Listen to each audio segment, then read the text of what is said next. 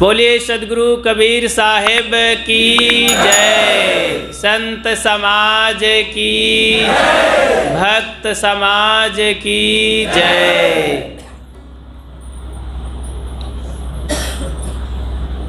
अजर अमर त्रय काल सत्य जो अनंत चेतन, निज अनुभव से जान जात जो शांत तेज घन, निर्विकार निर्द्वंद सदा सर्वोपरि सोए, तेहि पद दर्शक दिव्य रहनियुत बोधक जोई। ऐसे मुक्त स्वरूप जो श्री गुरुवर के चरण चित, शेष झुकावत दासे जन्म मरण भय हरण हित। पूजनीय संत समाज, धर्म प्रेमी बंधुओं, श्रद्धा मूर्ति देवियों और प्यारे बच्चों, अभी हम इस मासिक सत्संग सभा में संतों के बहुत सुंदर विचार श्रवण किए, भक्तों के भजन सुने। आप सब आते हैं, कुछ ज्ञान की चर्चा होती है, आदान प्रदान होता है, मन संतुष्ट होता है आप सबका, और कुछ सेवा करके हमें भी खुशी मिलती है।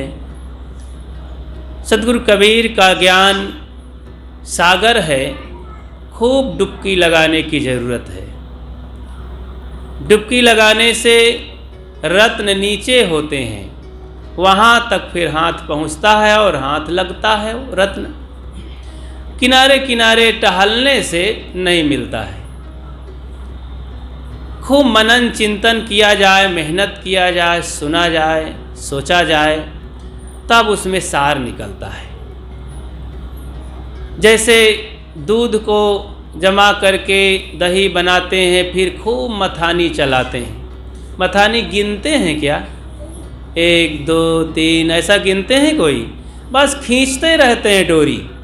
अंत में देखते हैं तो एक सतह परत उभर आती है।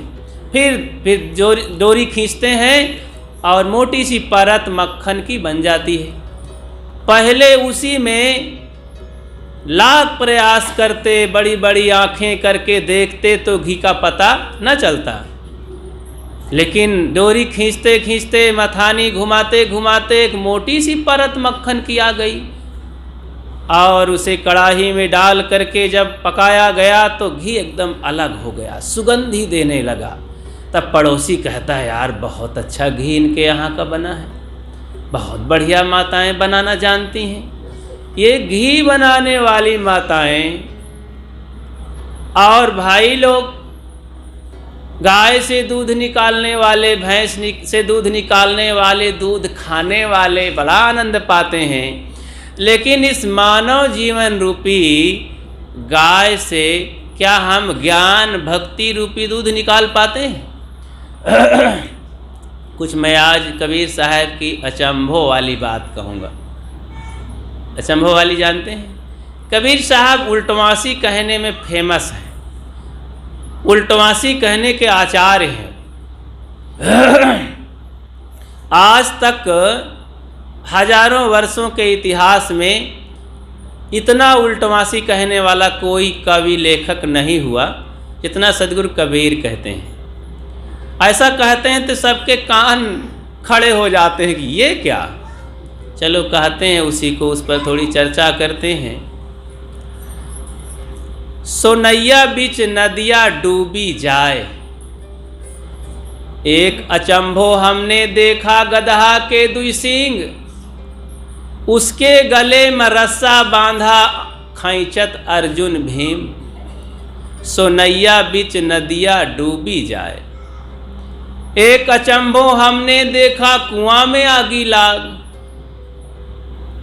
कीचड़ कांदो सबही जलगा मछरी खेले फाग, सोनैया बीच नदिया डूबी जाए। एक अचंभो हमने देखा बंदर दूहे गाय, दूध दही सब अपना खावे घिया बनारस जाए, सोनैया बीच नदिया डूबी जाए। तो इन्हीं 3 साखियों पर विचार करते हैं। सो नैया बीच नदिया, आप लोग देखते हैं कि नदी में नाव डूबती है, लेकिन सदगुरु कबीर कहते हैं कि नहीं, यहाँ तो नाव में नदी डूब गई। ऐसा होता है क्या? सो नैया बीच नदिया डूबी जाए, नाव के बीच में ही नदी डूब गई। क्या कहना चाहते हैं? अब बहुत दिमाग लगाना पड़ेगा। ये बुझौल जल्दी समझ में नहीं आता है, लेकिन बहुत साफ बात है। सीधी सीधी बात कहने में लोग सोचते नहीं हैं। जरा दिमाग वो विकसित करना चाहते हैं कि सोचो जरा, नदी में नाव तो डूबती आप लोगों ने देखा है। अभी इस रक्षाबंधन के दिन उधर कोट घाट, ये फतेहपुर ज़िला से खकड़ेरू थाना से जाती है कोट, एक घाट है जमुना में। सब आ रही थी माताएं बहनें, रक्षाबंधन में गई थी बड़ी खुशी खुशी, और नाव में बैठ करके 24 मोटरसाइकिल और उतने ही उससे ज़्यादा लोग। अब समझ लो कि बहुत सारा 80 कुंटल समझ लो, सब लदा था माल, और नाव डूब गई, सब मर गए, चले गए। और गाड़ी भी सब उसी, इतनी दरियाव बाढ़ी है, तो नदी बढ़ी है, तो कहाँ कोई पता भी नहीं। तुरंत फ़ोन करने वाले भी कोई नहीं रहे, नहीं तो पुलिस फौज आती और कुछ की रक्षा करती। तो देखो, डूबते तो बहुत हमने देखा नदियों में, पानी में। शराब की बोतलों में तो डूबते बहुत देखा जाता है, तो बहुत गहरा है, इसलिए उस नदी से भी बचना। शराब की बोतल भी बहुत गहरी है, उसमें जिसका पैर फिसला वो गया फिर धारो धार। नदी में एक बार तो लोग चिल्लाते हैं, दौड़ते हैं और बचा लेते हैं। शराब की जिसकी आदत पड़ी तो बहुत मुश्किल होता है बचना। न जाने कितने लोग उसमें डूबकर मर गए। ज्ञानी पुरुष कहते हैं कि जितना कुआं में गिरते नहीं देखा, जितना तालाब में डूबते नहीं देखा, जितना नदियों में डूबते नहीं देखा, जितना समुद्र में, 7 समुद्र में डूबकर मरते नहीं देखा, उससे कहीं ज़्यादा शराब की प्याले में लोग डूबकर मर गए। इतना खतरनाक शराब का प्याला है। इसलिए सभी भाई बहनों के अंदर ये जागृति होना चाहिए कि स्वयं बचें, अपने बच्चों को और अपने समाज को बचाने की चेष्टा करें। शराब से, नशा से, दुर्व्यसन से, गंदा खान पान से बचें। जो नहीं है भक्त, संतों सत्संग से दूर रहते हैं, उनसे भी हमारा निवेदन है कि इन चीज़ों से बचें, तो कम से कम उनका भविष्य वर्तमान तो अच्छा होगा, सुरक्षित रहेगा, कुछ ना कुछ इंसानियत तो आएगी। फिर जो भक्त हो जाते हैं उनको कहना ही क्या, उनके लिए तो रास्ता दिखाने वाले संत गुरुजन मिले हैं, उनकी आज्ञा में चलना उनका फर्ज बनता है, इससे और उनका जीवन उज्जवल होता है। तो सद्गुरु कहते हैं कि नदी में ही नाव में ही नदी डूब गई। मतलब जब हम लोग भक्ति मार्ग में चलते हैं, गुरु का ज्ञान हमारे जीवन में आता है, तो इस मानव जीवन रूपी एक क्या है, नाव है। मानव जीवन रूपी नाव हमारी है। इस नाव में जो वासना की नदी है, वासना की नदी में हम बह रहे थे, डूब रहे थे, बहुत दुख भोग रहे थे।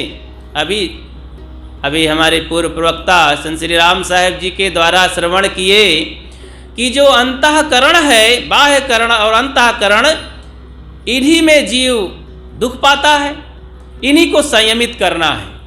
तो पंच विषयों की जो वासना है, आँख नाक कान जीभ चाम की जो वासना माने बसा हुआ है, जो कर्म संस्कार बसे हुए हैं, उन्हीं के अंतर्गत जीव पचता रहता है, दौड़ता रहता है, व्याकुल रहता है और सोचता विचारता, धरता उठाता है। तो इसी नदी में जो जीव बह रहे हैं, ये मानव जीवन रूप की नाव में, भक्ति की नाव में जब हम चढ़ लिए तो ये सारी नदियाँ समाप्त हो गईं, ये वासना समाप्त हो गई, बंधन समाप्त हो गए, दुर्गुण समाप्त हो गए। तो यही आश्चर्य है कि भक्ति के नाव पर जो चढ़ा तो अज्ञान वासना सब खत्म हो गया। अब ये सारी नदियाँ इसी नाव में समाहित हो गईं, समाप्त हो गईं। अब डूबना उबना नहीं है। अचंभो है, आश्चर्य है। अनादिकाल से हम दुख भोग रहे थे, लेकिन अब समाप्त हो गया। भक्ति के मार्ग में चल करके आत्मचिंतन करते हैं, संयम से रहते हैं, बड़ी शांति है, बड़ा उत्साह है, बड़ी खुशी है, हरदम मन मगन रहता है। हंसा पायो मान सरोवर ताल तलैया, क्या बोले गुरु प्रताप भयो जा दिन से सुरत न अंत चली। गुरु का कृपा हुई, अब कहीं भटकना नहीं है। बहुत सुंदर पद है। और हमें मानसरोवर मिल गया, हीरा मिल गया, तो कहाँ भटकना है, कहाँ दिखाना है। तो भक्ति की नाव में चढ़ना बहुत जरूरी है। सभी इंसानों को एक अच्छे मार्गदर्शक गुरु संतों के पास जा कर के, जो हमें बंधनों से मुक्त करता हो। हम कहाँ बंधे हैं? वासनाओं में बंधे हैं, अज्ञान में बंधे हैं, गंदी आदतों में बंधे हैं, दोष दुर्गुणों में बंधे हैं, अंधविश्वास पाखंड में बंधे हैं। इतने बंधन हैं। इन सारे बंधनों को तोड़ फेंकने के लिए गुरु संतों से हमें कुछ इशारा, कुछ रास्ता, कुछ युक्ति से मुक्ति मिलती है। तो युक्ति सीखना है। अक्सर मैं बताया करता हूँ कि युक्ति क्या, संत युक्ति देते हैं। युक्ति की बात एक बता दूं कि कैसे युक्ति से संत मुक्ति तक पहुंचा देते हैं, दुखों से छुड़ा लेते हैं। एक देवी काम में लगी थी, उसका बच्चा रो रहा था। अभी 2.5-3 साल का बच्चा था, रो रहा था, माँ मुझे कुछ खाने को चाहिए। माँ ने कहा बेटा चुप हो जा, अभी मैं काम कर लूँ, तुझे भोजन देती हूँ। नहीं मान रहा था, राजी ही नहीं हो रहा था। इतने में एक भड़भूंज के यहाँ से चना फोड़वा करके, भुंजा करके एक आदमी जा रहा था, उसको देखकर बच्चा बहुत रोने लगा। माँ ने कहा भैया थोड़ा रुक जाओ, मेरे बच्चे को थोड़ा दे दो, भूखा है। तुरंत वो माँ उससे ले करके 2 मुट्ठी भूंजा हुआ चना और ले जाकर अपने बच्चे को दी कि ले। तो बच्चा क्या था कि पहले माँ का अचला साड़ी पहनकर पकड़कर खींच रहा था। जब माँ डांट दी तो वहीं पर एक बरामदे का खंभा था, पिलर, उसी को पकड़ करके उसी में नाच रहा था, रो रहा था, नाटक कर रहा था। माँ गई पास में तो खंभा पकड़े हुए दोनों हाथ से झूल रहा था, उसी में रो रहा था। तो माँ ने कहा ले जल्दी से खा, नहीं अभी पिटाई करूँगी। बच्चा हाथ फैला दिया, खंभा बीच में हो गया, अब हाथ फैला दिया। माँ भी ध्यान नहीं दिया, डाल दी उसी में चना। अब समस्या खड़ी हो गई। माँ डाल करके डांट दी, आंखी दिखा दी, खा जल्दी, और काम करने लगी। अब वो खाए कैसे? अब खंभा तो बीच में है, अब चना अगर हाथ खींचता है तो चना गिर जाएगा जमीन में, और नहीं छोड़ता है तो खाए कैसे? खंभा बीच में, सिर लड़ाए क्या? अब समस्या है। रोना चालू किया। माँ एक बार फिर बिना देखे डांट दी कि अभी तेरी बहुत पिटाई करूँगी। तो कितना परेशान करता है। बार बार रोने लगा तो फिर घूम करके खड़ी होकर के देखा तो आकर अरे कहीं खा ले मूर्ख, कैसे खाए हो? हाथ खींचने लगी, अरे खाते क्यों नहीं हो? देखा कि अरे, तब संदेह हुआ कि वो ऐसा क्या, और तेजी से पकड़ लिया कि मुट्ठी से गिर जाएगा चना। बच्चा जोर लगा के पकड़ लिया चना। माँ देखा कि अब खींचता ही नहीं है हाथ, तो लगता है वो कोई दाल में काला, कोई भूत परे शैतान जिंद पकड़ लिया है। दौड़ी पंडा पुजारियों के पास। गांव के कुछ लोग आ गए, कहनो कुछ तो बात हो गई है। एक और थोड़ा जो ज़्यादा होशियार आ गए पंडा बाबा, वो आए, कहें देखो तुम्हारे बच्चे को खंभा ने पकड़ लिया है, अब या तो खंभा तोड़ा जाए या हाथ काटा जाए, तभी ये काम बनेगा। माँ तो चिल्लाने लगी, सिर कूटने लगी, मेरा ही एक ही बच्चा है, यही आंखों का तारा है, खंभा तोड़ दिया गया तो छत गिर जाएगा तो राम नाम सत्य हो जाएगा, अगर हाथ काट दिया जाएगा तो भी मेरा बच्चा तो बेकार हो जाएगा, जीवन भर के लिए अपाहिज हो जाएगा। बहुत बड़ी समस्या थी। भैया बचाओ बचाओ गुहार लगाने लगी। गांव के बहुत लोग आ गए, सबका दिमाग फेल था। बड़े बड़े होशियार यही कहते थे कि खंभा तोड़ो या तो हाथ काटो, इसके अलावा कोई रास्ता नहीं है। आप लोगों में से कोई रास्ता हो तो बताओ भाई। तो यही रास्ता है ना, तो क्या करना चाहिए? नहीं, खंभा भी ना टूटे क्योंकि मकान बचा रहे, हाथ भी ना काटना पड़े लेकिन बच्चा बचा रहे, कितनी बड़ी बात हो गई इसको, इस कार्य को करना। इतने में सब रो धो रहे थे, वो औरत तड़फड़ा रही थी कि मेरे बच्चे को बचाया जाए, कोई है दयालु धर्मात्मा, हे परमात्मा भगवान।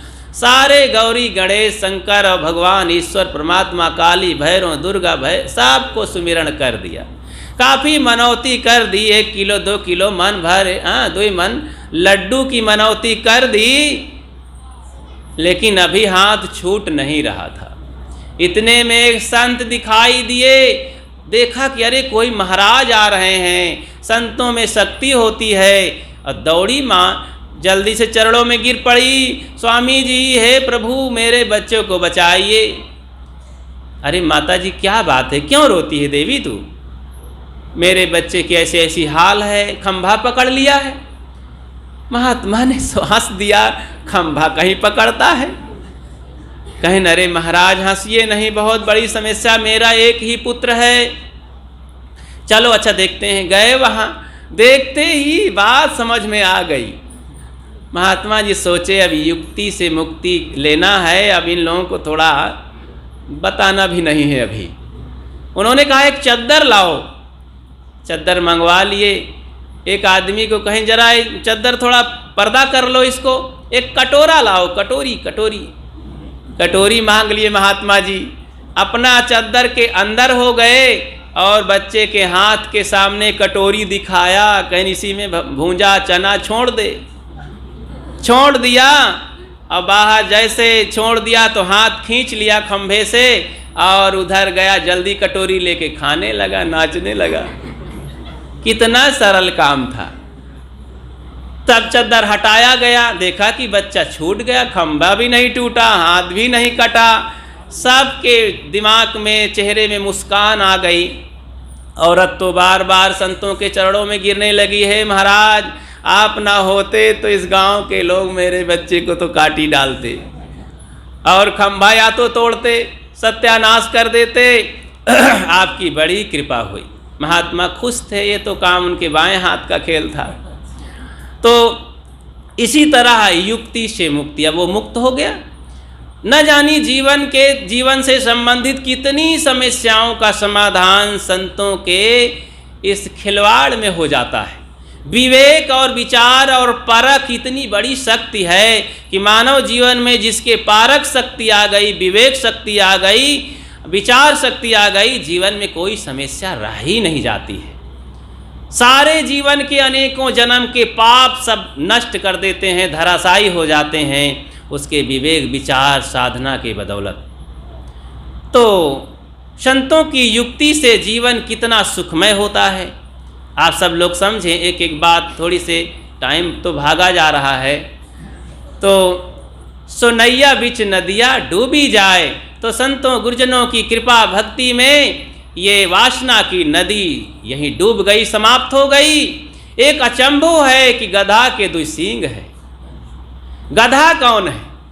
यह अज्ञान गधा है, और राग द्वेष की 2 सींगें हैं इसकी, ये सींग निकल आई हैं। और इस अज्ञान ग्रसित मन, बिगड़ा हुआ मन इतना गधा है, सबको रौंदता है, लात मारता है। इसके एक सींग जाम आई है। बड़ा गधा के सींग आपने देखा है कहीं? नहीं है। अगर उग आवे तो बड़ा आश्चर्य है। तो कबीर साहब ऐसा कुछ चोटीली बात, चौंकाने वाली कहते हैं। तो ये अज्ञान ग्रसित मन, ये गधा है, इसके राग द्वेष की सींग आ गई है। जैसे जिस किसी आदमी के प्रति ये राग करता है और द्वेष कर लेता है, ये सींग इधर उधर मारता रहता है, स्वयं दुखी होता है और दुख देता है। तो सदगुरु कबीर कहते हैं, तो इसके गले में एक रस्सा बांधा है। सब सुख चाहते हैं, सभी दुख से छुटकारा चाहते हैं, सभी सींग की मार से बचना चाहते हैं, गधे की लात से बचना चाहते हैं। संसार में अरबों नर नारी हैं, सब सुख चाहते हैं कि दुख चाहते हैं? सब सुख चाहते हैं ना। क्या चाहते हैं बताओ ना भाई? सुख चाहते हैं कि दुख भी चाहते हैं? उद्देश्य सबका एक है, सुख चाहिए। अब कर्म अलग अलग, दिशा अलग अलग हो जाने से उद्देश्य होते हुए भी दुख मिलता है सबको। तो इस अज्ञान ग्रसित मन जो गधा है, इसके राग द्वेष की सींग निकल आई है, इसके गले में रस्सा बंधा है। और बड़े बड़े अर्जुन भीम, यानी सुख पाने वाला रस्सा बंधा है और सब खींच रहे हैं। बड़े बड़े अर्जुन भीम जैसे लोग, यानी बड़े बड़े साधु महात्मा, साधक, भक्त, पंडा, पुजारी और जिज्ञासु, विज्ञानी, विज्ञानी, पंडित सब खींच रहे हैं। राग द्वेष से छुट्टी नहीं पा रहे हैं, वासनाओं से, अज्ञान से छुट्टी नहीं पा रहे हैं, सब मारे जा रहे हैं सींग से और इसकी गधे की लात से। साहब कहते हैं बड़ा आश्चर्य है। तो इस गधे से बचने के लिए हमें संत गुरुजनों का सहारा लेकर के अज्ञान को रगड़ देना है, मन को सुलझा लेना है। बड़ा सरल है। और ये सींग को भी तोड़ देना है। जब हमें गुरु ज्ञान मिलता है, अब हम देखते हैं कि घाव काहे पर घालो, जित देखो तित प्राण हमारो। सब अपने ही हैं, प्राण से प्यारे हैं, किसको दुख दिया जाए? तो द्वेष किससे होगा? और कोई नहीं है अपना इस संसार में, सब पराये हैं, आत्मा से किसी का संबंध नहीं है। इसीलिए फिर राग किससे किया जाए, मोह किससे किया जाए? तो मोह और द्वेष करने की कोई ज़रूरत नहीं है। यहाँ तो प्रेम से रहने की ज़रूरत है, काम करने की ज़रूरत है, कल्याण का, भक्ति का, सद्गुण सदाचार का काम करके यहाँ से चल देना है। ये बाजार है, यहाँ सौदा ले करके और जल्दी से भागना है, अपने घर चलना है। अपना घर है अपना स्वरूप देश। तो साहब कहते बड़ा आश्चर्य है, लोग समझ नहीं पा रहे हैं। दूसरा चंबो हम क्या देख, साहब कहते हैं बहुत बड़ा आश्चर्य है कि कुआं में आगी लग गई है और कीचड़ कांदो सब जल गया। मछली, आप देखते हैं कि तालाब पानी में कहीं आग लगते देखा है? कुआं में आग लगते देखा है क्या? नहीं। ऐसा हो कि आग लगे और कीचड़ जल जाए और मछली वहाँ फाक खेलने लगे, गाना सुनाने लगे, डांस करने लगे, ऐसा तो नहीं देखे होंगे। लेकिन यहाँ इसी तरह है। हमारे हृदय सभी मनुष्यों में जो भक्त सज्जन जिज्ञासु पात्र हैं, उनके हृदय में गुरु ज्ञान की आग लगी, भक्ति की आग लगी। तो क्या हुआ? हुआ क्या फिर? जब आग लगी तो इसमें का जो कीचड़ है, काम, क्रोध, लोभ, मोह, राग, द्वेष, अज्ञान, ये कीचड़ सब जल गया और इसमें मनोवृत्ति, ज्ञान वृत्ति, मछली अब खेलने लगी। वाह वाह, जीवन हमारा सफल हो गया, धन्य हो गए। बोलिए सद्गुरुदेव की। तो इस तरह जय जयकार होने लगी, आत्म कल्याण होने लगा गुरु ज्ञान की बदौलत। तो हृदय में ज्ञान भक्ति की आग लगी तो यह ज्ञान सब कीचड़ जल गया और मनोवृत्ति जो इधर उधर भटका रही थी, दुख दे रही थी, और भक्ति वृत्ति, मनोवृत्ति, बुद्धि वृत्ति, ये मछलियाँ बहुत खुशहाल हो गई हैं। तो ये कितना बड़ा सद्गुरु कबीर का आश्चर्य हुआ। अनादिकाल से एक कीचड़ में हम पड़े थे और ये मछली उसी में सड़ रही थी। लेकिन गुरु ज्ञान भक्ति में साधना भजन करके हमने इस कीचड़ को भस्म कर दिया और मछली सदैव खुशहाल हो गई, सुखी हो गई। सदगुरु आगे कहते हैं कि एक और अचंभव हम देखते हैं, क्या है कि बंदर गाय दूह रहा है। ऐसा कभी देखे हैं बंदर गाय दूहता हो? लेकिन साहब कहते हैं अद्भुत पुरुष थे, और उसमें घी दूध दही तो अपना खाता हो, घी को बनारस भेजता हो, पार्सल कर देता हो। गजब घी दूध होता है। आप लोग तो घी दूध बनाते हैं, फिर कभी कभी महात्माओं के यहाँ पार्सल कर देते हैं। कितने अच्छे सब लोग हैं। घी दूध कितना कीमती होता है, कितना प्रेम भावपूर्ण होता है। एक एक चम्मच लोग खाते हैं, लेकिन आप सबकी कितनी अच्छी भावना होती है कि आप जहाँ प्रेम करते हैं अतिथियों को और गुरुजनों के लिए, कितना आप जैसा अपना कमाया हुआ ये धन द्रव्य प्रेम से न्यौछावर करते हैं, कितना भाव है। तो सद्गुरु कहते हैं कि ये बंदर, जो पहले ये बंदर था, हमारा मन बड़ा चंचल था, ये मन ही बंदर है। ये ई मन चंचल, ई मन चोर, ई मन शुद्ध ठगहार, मन मन करते सुर नर मुन जहड़े, मन के लक्ष्य मन के लाखों दरवाजे हैं, भाग जाने इतना चंचल बिगड़ायल मन। इसीलिए साहब इसको बंदर कहते हैं। लेकिन हुआ क्या कि अब ये बंदर नहीं, ये सुधर गया, स्थिर हो गया गुरु ज्ञान में, गुरु साधना में। तो क्या हुआ फिर? ये गाय दुहने लगा, बहुत सीख पढ़ लिया, प्रशिक्षित हो गया। पहले अशिक्षित था, अब प्रशिक्षित हो गया, गुरुजनों ने इसे पढ़ा दिया, अब ये मन शांत हो गया, बहुत इसकी सारी चंचलता मिट गई। तो क्या होने लगा? तो इसने फिर क्या किया कि भक्ति रूपी गाय से दूध दुहने लगा। जब हमारे अंदर सादगी वृत्ति आ गई, साधना की वृत्ति आ गई, मन साफ सुथरा हो गया, तो यही तो गाय है ना। गाय का मतलब सादगी का प्रतीक। जब सादगी पूर्वक हम जीने लगे तो क्या हुआ? सादगी में ही घी दूध दही होता है, और बदमाशी में और तामसी में राजसी में घी दूध नहीं होता है। मतलब सुख शांति क्या है? घी दूध है, साधना है। जब आप साधना भजन करने लगे तो यहीं तक थोड़े सीमित है। जो भक्त होते हैं, गुरुजनों के बताए मार्ग में चलते हैं, माता पिता गुरुजनों की और सेवा भक्ति करते हैं, ध्यान चिंतन करते हैं, तो वर्तमान का जीवन भी बड़ा सुखमय होता है। तो मतलब घी दूध खा रहे हैं ना।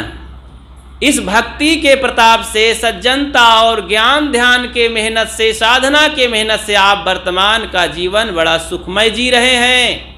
यही तो दूध दही खाना हुआ। अब घी बनारस जाता है, इसका क्या मतलब हुआ? मतलब है कि परलोक के लिए भी संचय हो रहा है माल आपके अंतःकरण में। वही तो घी है, जो संस्कार है। वर्तमान में आपको लोग भगत जी कहते हैं, भाई साहब कहते हैं, सज्जन कहते हैं, महात्मा जी कहते हैं, भगत जी कहते हैं, ज्ञानी कहते हैं, देवी कहते हैं, देवता कहते हैं, चरण स्पर्श करते हैं, सम्मान मिलता है, क्योंकि आप एक इंसान का जीवन जी रहे हैं।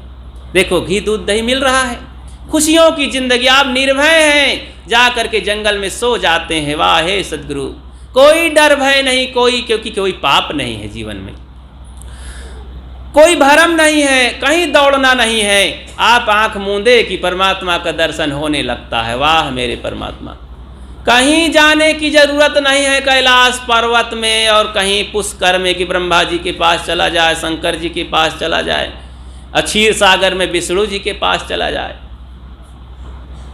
चलते चलते ही कहीं गड़बड़ हो जाए तो वहीं पड़े रहेंगे, कहीं जाने की जरूरत नहीं है। तो गुरु के ज्ञान में की मस्ती में आप आँखी मूंदे तो परमात्मा का दर्शन होने लगा, मन खुश हो गया और शांतिमय हो गया, अपने ठौर में घर में पहुंच गए। तो वर्तमान का ये सुख मिल रहा है। गुरु ज्ञान में हमें वर्तमान का सुख शांति आराम से मिल रहा है। अब आराम वर्तमान का जो लाभ मिल ही रहा है, लेकिन परलोक के लिए जिसे कहते हैं, यहाँ परलोक शब्द से जल्दी समझ जाएंगे आप भविष्य के लिए कह लें जब आत्मा अजर अमर अविनाशी है, शरीर एक दिन मर जाएगा, तो जीव के साथ जाएगा कुछ। अच्छे बुरे संस्कार जाएंगे, तो अच्छे अच्छे संस्कार मतलब घी जैसा माल आप बना के रखे रहे हैं। भक्ति करने में यही तो माल बनता है। घिया बनारस जाए तो वर्तमान का भी लाभ लो, सुख शांति से जीवन जियो, परलोक के लिए भी आपके पास पुण्य की पूंजी इकट्ठा होती है और मुक्ति की पूंजी इकट्ठा होती है। सदा के लिए जीवन शांतिमय, दुखों से छुट्टी, यही तो है। सद्गुरु कबीर कहते हैं आश्चर्य है, ये भी एक जीवन में पहली बार घटना घटती है। अनादिकाल से ये जीव भटक रहा है दुखों में। जिस समय ये मुक्ति का काम कर लेता है, भक्ति का काम कर लेता है, दुखों से छुट्टी अगर मिल जाती है, तो पहली बार ये घटना घटती है। ये नया काम है जिंदगी का। जो बच्चा कहते हैं, मैं पूछता हूँ कि पढ़ लिख करके कहें साहब मैं कोई नया काम करना चाहता हूँ, तो मैं कहता हूँ नया काम, वही पुराना काम करोगे बच्चा।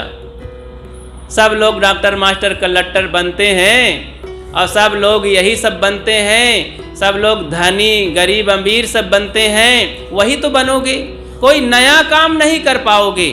नया काम करना हो तो साधन भजन का काम करो, साधना का काम करो। ये जिंदगी का एक नया काम होगा, ये पहली बार होगा।